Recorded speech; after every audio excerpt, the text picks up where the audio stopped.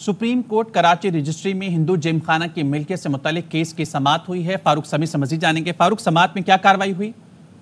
जी बिल्कुल, supreme court Karachi registry में chief justice Saqib फायजीसा की सरबराही में 3 बेंच ने केस की समाअत करते हुए हिंदू जिमखाने की मिल्कियत के मामले पर फैसला महफूज कर लिया है और फरीकैन को ये हिदायत की गई है कि वो 30 रोज के अंदर अपनी तजावीज़ दें, जिसके बाद अदालत ये फैसला करेगी कि इस केस को मजीद सुनना है या इस पर कोई फैसला सुनाना है। इससे कबल जैसे ही समाअत वक्फे के बाद शुरू हुई तो अदालत में जो वकील की जानिब से मौक़िफ़ बनाया गया दरख्वास्त गुजार के इन्हें मजीद वक्त दिया जाए, जिससे चीफ जस्टिस ने रिमार्क देते हुए कहा क्या कभी आप किसी ईरानी होटल गए हैं, वहाँ लिखा होता है उधार मांगकर शर्मिंदा ना करें।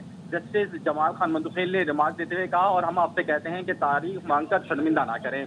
अदालत में पीपुल्स पार्टी की जानिब से मेंबर कौमी असम्बली रमेश कुमार मलानी जो थे वो अदालत में मौजूद थे। उन्होंने कहा कि ये यहाँ पर ओम के नकूश बने हुए हैं जो कि मजहबी पस मंजर के हैं, जिस पर चीफ जस्टिस ने रिमार्क देते हुए कहा कि आपको पता है कौमी असम्बली की इमारत पे क्या लिखा हुआ है, आप हमें पढ़ के बताएं। तो उस पर उन्होंने कलमा पढ़ के सुनाया, तो उस पर उन्होंने कहा तो अगर वहाँ कलमा पढ़ा हुआ है या किसी इमारत पर माशाल्लाह लिखा हुआ है तो क्या उसको हम मस्जिद करार दे दें।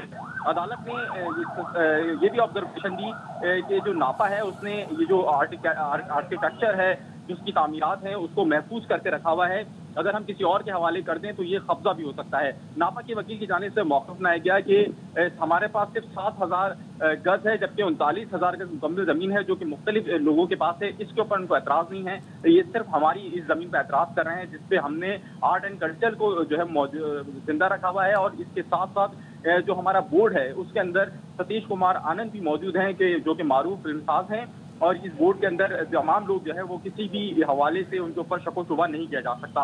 अदालत ने दलाइल सुनने के बाद जब रमेश कुमार मलानी ने मजीद कहा कि इसके ऊपर सिंध हुकूमत की जानिब से इसकी तहवील में दे दिया जाए तो अदालत ने चीफ जस्टिस ने रिमार्क देते कहा क्या सिंध हुकूमत के पास कोई भी एक ऐसी इमारत मौजूद है जिसको आप मिसाल के तौर पे पेश कर सके। जिस पर रमेश कुमार मलानी ने गवर्नर सिंध और वज़ीर आला सिंध की बात की तो उन्होंने कहा ये अवामी प्लेसेस नहीं है, आप मुख्तलिफ ममालिक गए होंगे, कहीं किसी गवर्नर हाउस के बाहर आपने कंटेनर रखे हुए देखे हैं। अदालत ने उन्होंने मजीद पूछा कि आप कोई इमारत बता सकते हैं, जिस पर रमेश कुमार मलानी कोई जो है इमारत ऐसी बता ना सके जो कि सिंध हुकूमत ने महफूज कर रखी है। जिसके बाद अदालत में दलाइल सुनने के बाद जो है वो 30 दिन की मोहलत दी है तजावीज़ जमा कराने की और उसके बाद अदालत अपना फैसला। ठीक है फारूक, बहुत शुक्रिया तफसीलन आगाह करने के लिए।